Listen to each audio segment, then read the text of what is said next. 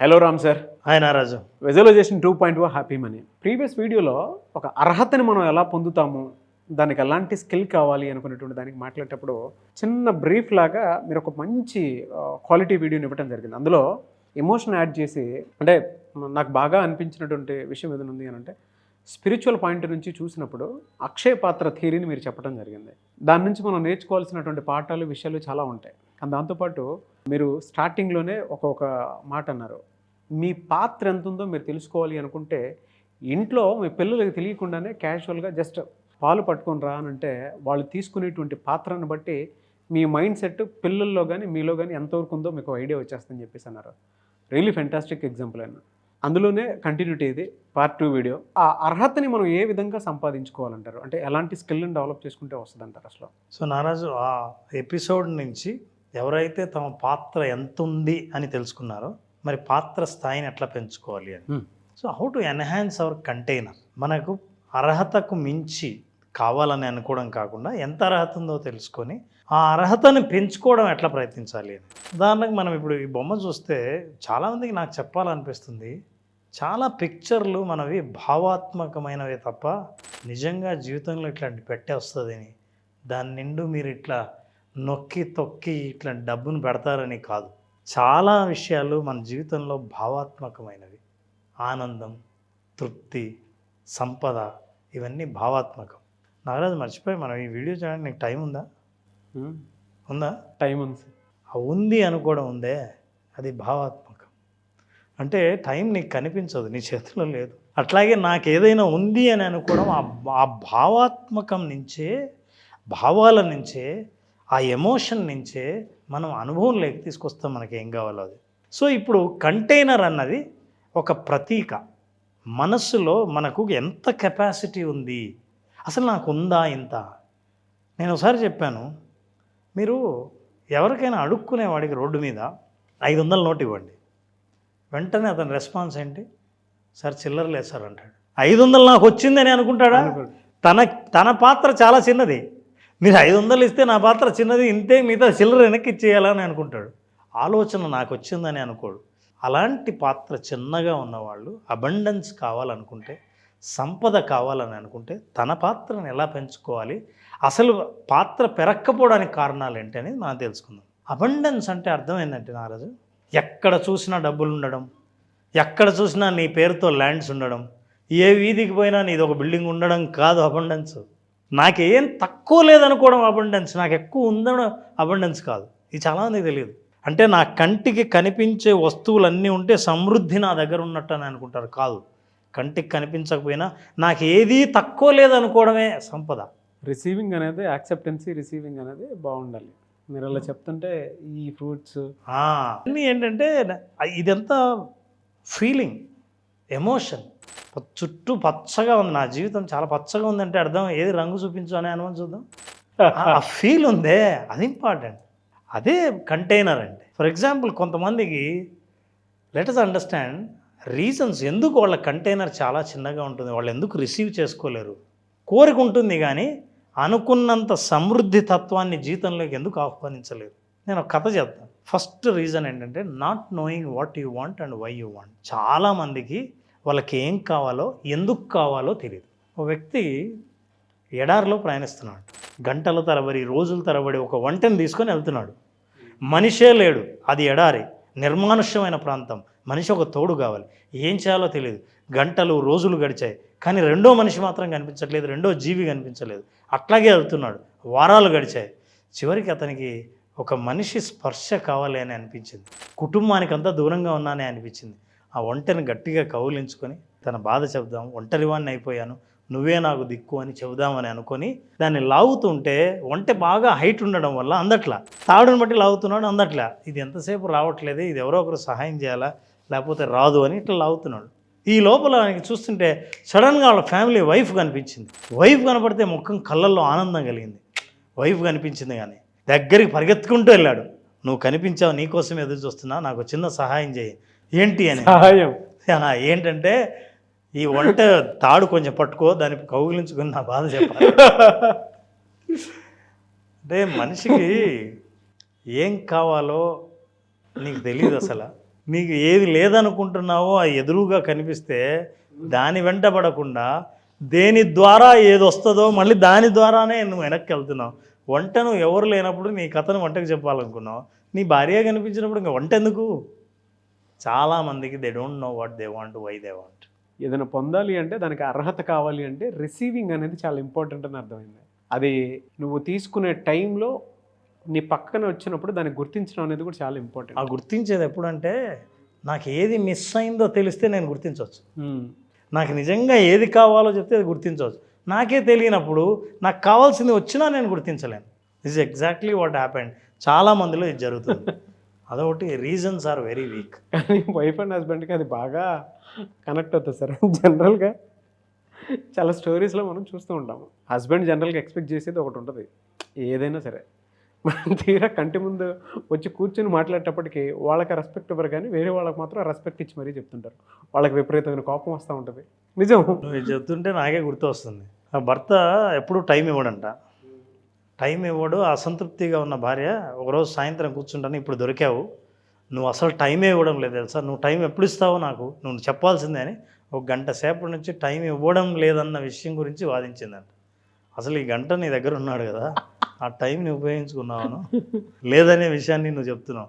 చాలామంది అంతేనా, నీకు ఏది లేదో ఎప్పుడు బాధపడుతుంటావు, నీకు నిజంగా ఏం కావాలో నీకు తెలియదు, ఎందుకు కావాలో తెలియదు. తెలియని వాళ్ళు వాళ్ళ పాత్ర ఎప్పుడు చిన్నగానే ఉంటుంది, పెంచలేరు, దే కెనాట్ ఎన్హాన్స్. రెండవది మనం ఏం చెప్తామంటే రీజన్ ఈజ్ వీక్. నీకు ఎందుకు కావాలో విపరీతమైన సంపద, నీ బాక్స్ ఎంత పెద్దది చేసుకోవాలో, పాలు తెమ్మంటే నాకు 10 లీటర్లు కావాలండి, ఏం చేస్తావు? నీ కెపాసిటీ ఎంతో, నువ్వు రోజు వాడకం ఎంతో, అన్ని పాలే వాడతావు, మిగతా ఏం చేయాలి? నువ్వు పెరుగు చేసినా ఏం చేస్తావు? అంటే నేను నిజంగా నాకు వాడకానికి సరైన అవసరం నాకు లేనప్పుడు, నా కారణం బలహీనంగా ఉన్నప్పుడు నీ పాత్ర పెద్దది అవ్వదు. నిజంగా ప్రతిరోజు అవసరం నాకు ఇంత ఉంది అని అంటే వెంటనే నువ్వు వెళ్ళి అంత సైజు పాత్ర కొంటావు. కమిట్మెంట్. ఆ కమిట్మెంట్ ఎప్పుడు వస్తుందంటే నీ అవసరం బలంగా ఉన్నప్పుడు. అవసరాలు బలహీనంగా ఉండి లక్ష్యం బలహీనంగా ఉన్న వాళ్ళ పాత్ర, అంటే సమృద్ధి సాధించాల్సిన పాత్ర, కంటైనర్ చాలా చిన్నగా ఉంటుంది, అదే క్రాక్డ్ కంటైనర్ అవుతుంది. అండ్ థర్డ్ రీజన్, ఇది యాక్చువల్గా అందరూ అర్థం చేసుకోవాలి, ఇందులో టెక్నిక్ కాదు, 10 కోట్లు 100 కోట్లు నేను సంపాదించాలన్న కోరిక కాదు ఇందులో ఉండేది.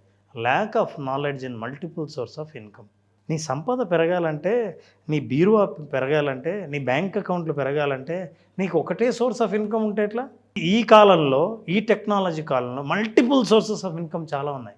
నువ్వు ఏ సోర్స్ మీద ఆధారపడి ఉన్నావు? ఎన్ని సోర్సెస్ ఉన్నాయి? నీకు 4 బ్యాంక్ అకౌంట్లు కావాలి, నీకు శాలరీ ఒకటే వస్తుంది.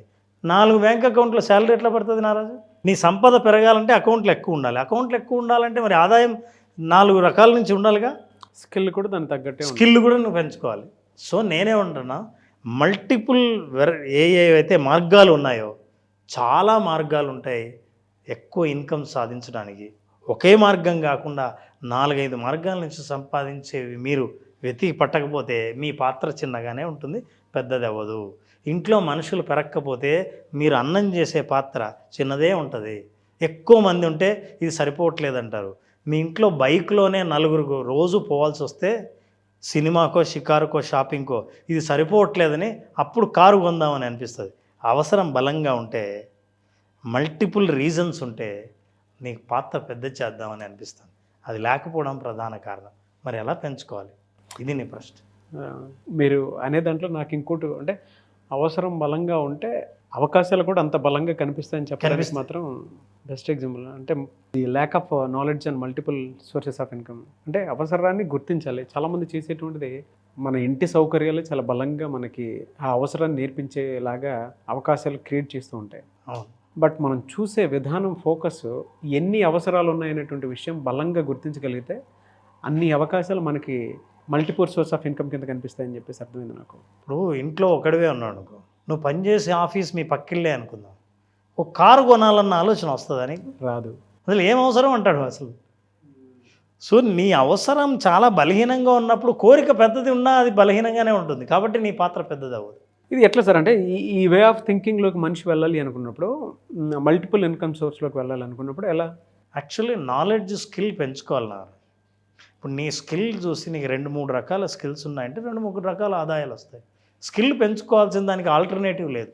రెండవది, రిసోర్సెస్ ఎక్కడున్నాయో డిస్కవర్ చేయాలి. అంటే శ్రమతో కూడుకున్న పని వెతకాలి, ఎన్ని మార్గాలు ఉన్నాయని. అప్పుడు కదా నీ అర్హత పెరుగుతుంది. నీ అర్హత పెరిగేది ఎప్పుడంటే నీ క్యాపబిలిటీ పెరిగినప్పుడు అర్హత పెరుగుతుంది.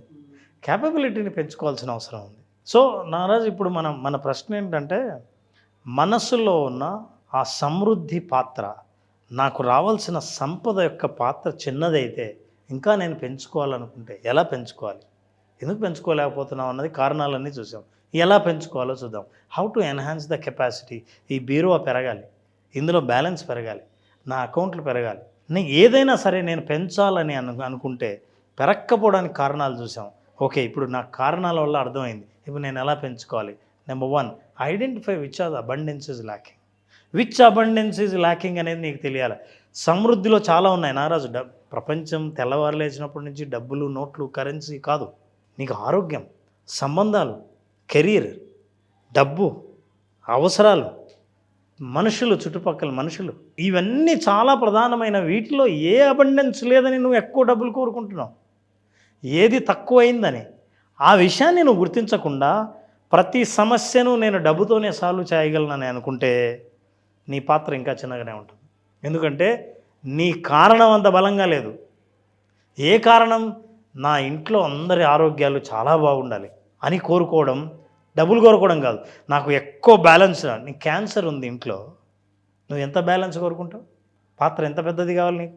ఈ అబండెన్స్ను, ల్యాక్ ఆఫ్ అబండెన్స్ను దీన్ని పూరించేది ఏ డబ్బు, ఏ బ్యాలెన్స్?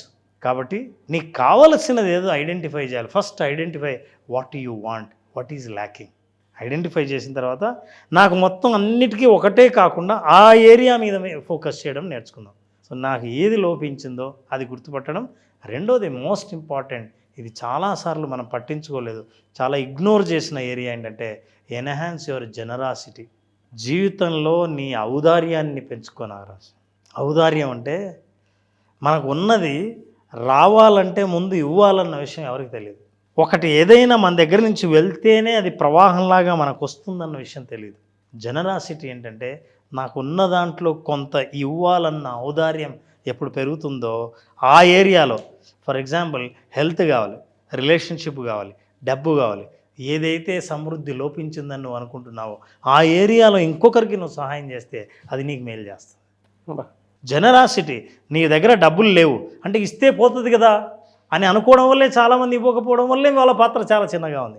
నా పాత్ర పెరిగేది ఎట్లా అంటే, ఎట్లాగైనా సరే నా పాత్ర పెరుగుతుంది, నా అవసరాలు ఉన్నాయి, నాలాగే ఇంకొకరికి అవసరాలు ఉంటాయి కదా, వాడికి తీర్చగలిగినంత నేను తీరిస్తే నా అవసరాలు తీరుతాయన్న బలమైన నమ్మకం ఏదైతే ఉంటుందో అది జనరాసిటీని పెంచుతుంది, ఔదార్యాన్ని పెంచుతుంది, ఎవరికైనా అవసరాలని గుర్తించేలా చేస్తుంది.